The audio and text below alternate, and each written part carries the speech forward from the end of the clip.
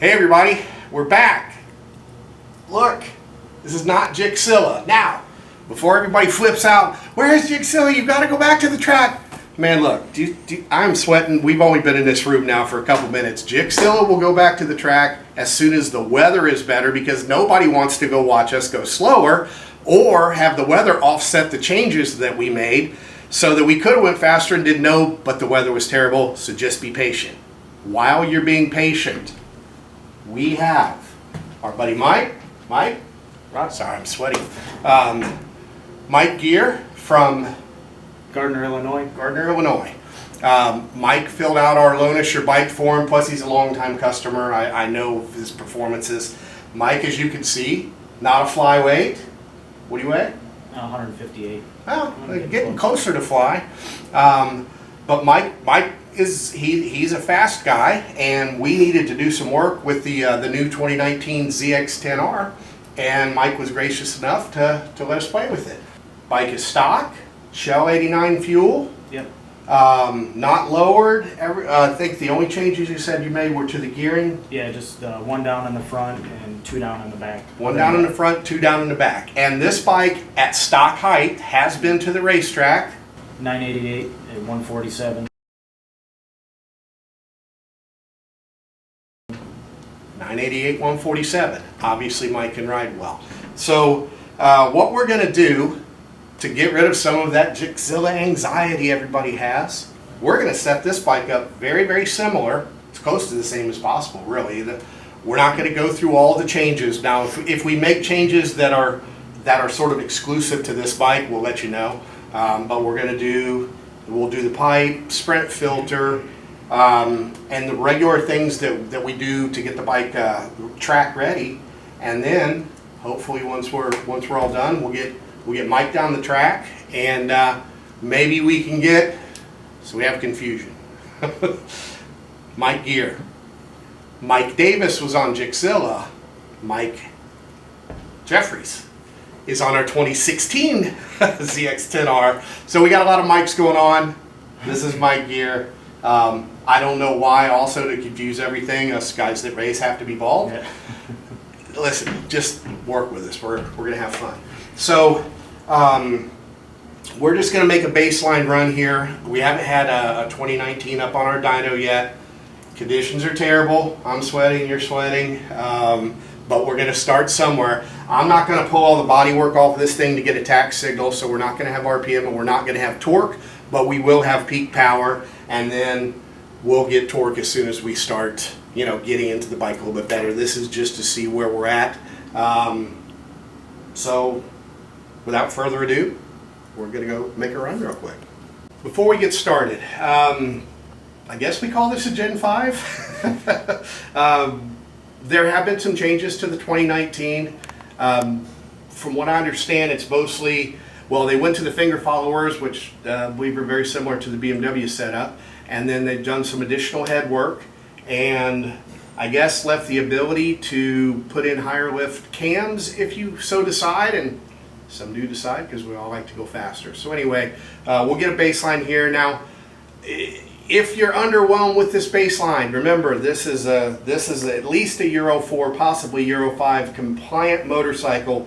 So we're going to try our hardest to make horsepower, and it's going to try its hardest to not make noise and not make too much pollution. They clash, but we'll compare it to the baselines of some of the other bikes and see where we're at. So we'll do that right now.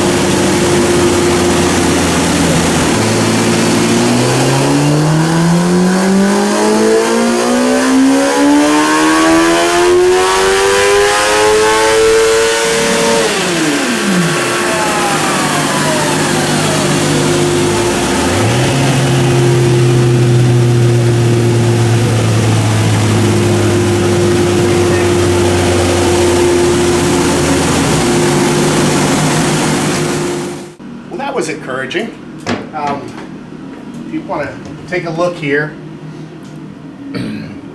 170, 171, 68, 171, 53. So we got a nice baseline. Now, to put it into perspective for you, I'm going to pull up some of the first runs from Gixzilla stock. And here's Gixzilla. You can see pulling a little bit more through here, and then up top, Gixzilla flattens out.